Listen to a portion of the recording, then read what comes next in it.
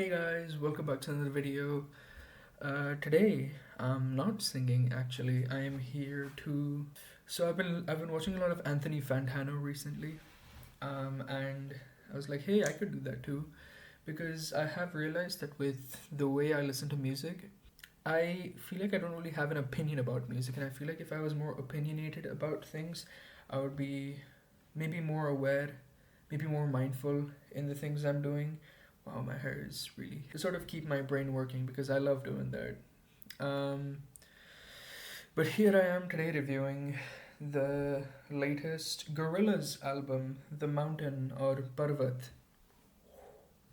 Hopefully, I put the album cover there up while editing, and I have my phone here so I can because I was writing while I was listening to all the tracks, and well, this is one of my most anticipated albums of the year, which might not seem like it because I'm like a month and a half late to listening to it, but I genuinely was so excited about it as soon as it was announced. I had it on my calendar and everything, but I just didn't get to listening to it because I wanted this to be an experience. I didn't want it to be background music while I was walking or something. I wanted to like sit down and just listen to it. And today I actually ended up doing that, and I just decided to wear the.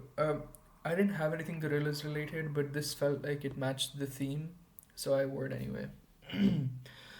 Um, what do I have to say about this album? It feels like I'm in the middle of like this field and the band is playing for me, and then there's just like these random sounds and instruments floating around me, and it's in the best way possible.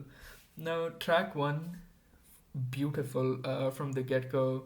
Ajay Prasanna killing it on, on the flute.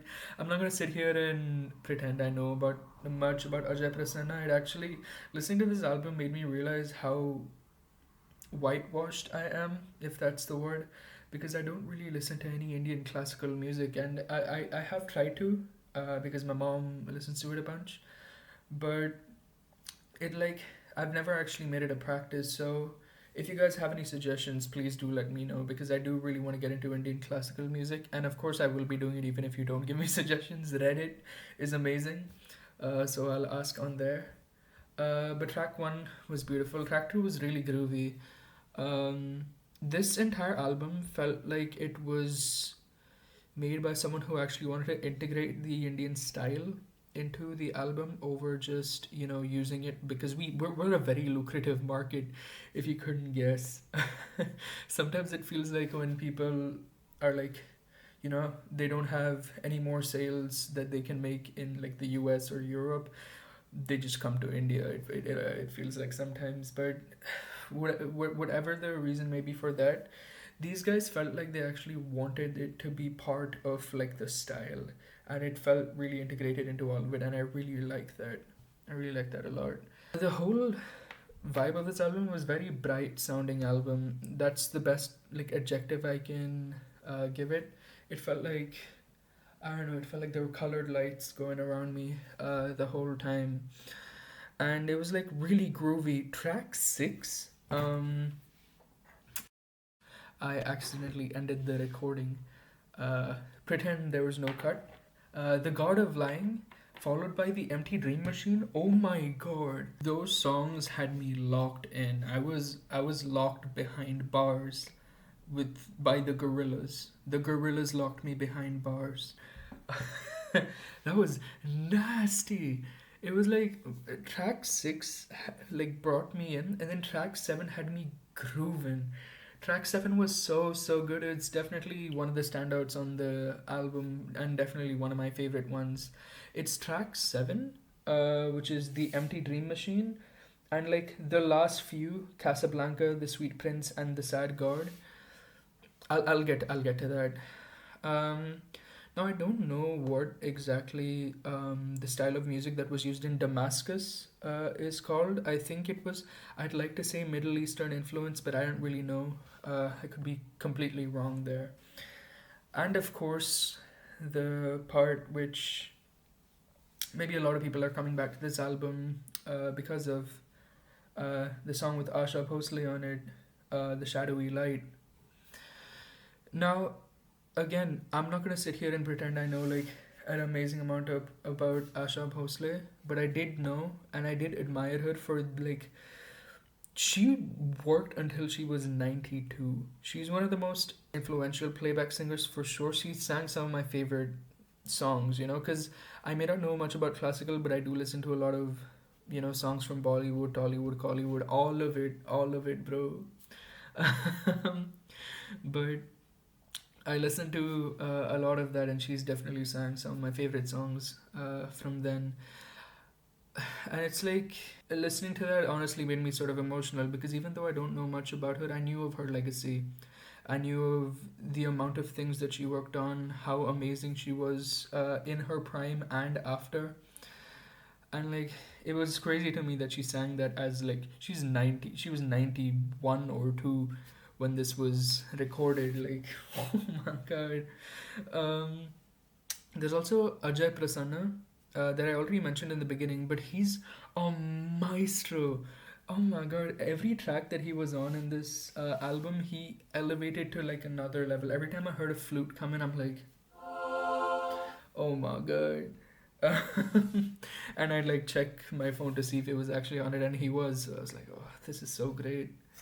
And now the conclusion of it, the last three songs, Casablanca, Sweet Prince, and The Sad God, The Shadowy Light too.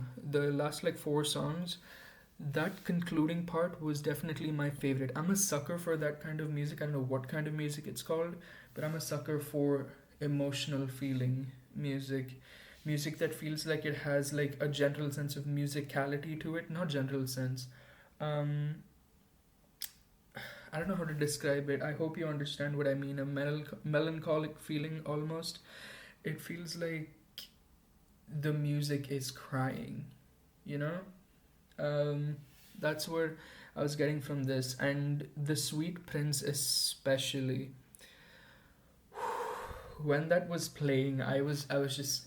Because I started like looking for something on my phone, but I sat down and I was just in the song. It was beautiful. The Sweet Prince was amazing. One thing I wanted to say about this album is like it felt like an actual, progression. It felt like an actual story. It felt like an album. It didn't feel just like a compilation of tracks that have the same style. It felt like it started with an introduction, there was conflict, there was a climax, and there was a resolution. It didn't feel like just bouncing around like a lot of albums that I've been listening to recently felt like. But this is a stacked year for music. There's so much good music coming out this year.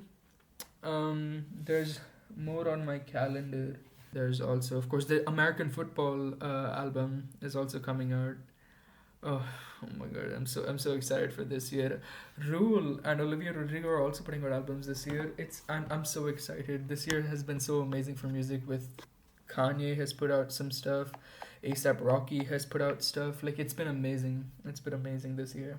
If I had to give this a rating, I think it would be solid like 8 out of 10. Honestly, screw it. I think I'd give it a 10 out of 10. I didn't want to give it a 10 because I think I'm a little too nice with my ratings, but I genuinely didn't feel like I missed a beat in this album and I felt like I was listening to something new. It was like refreshing to listen to. I just got done listening to it and I have like a buzz still going. It was really good. Yeah, I'd give it a 10 out of 10 for sure. And that's the that's the video. That's me trying. Um, Hopefully you guys like it. Even if you guys don't like it, I'm just gonna still do it because it's my channel. I have 158 subscribers right now. But the ones that are watching, thank you, for watching. See ya. Bye bye. Annie's channel is a multimedia conglomerate working hours to give you the best content. Please subscribe.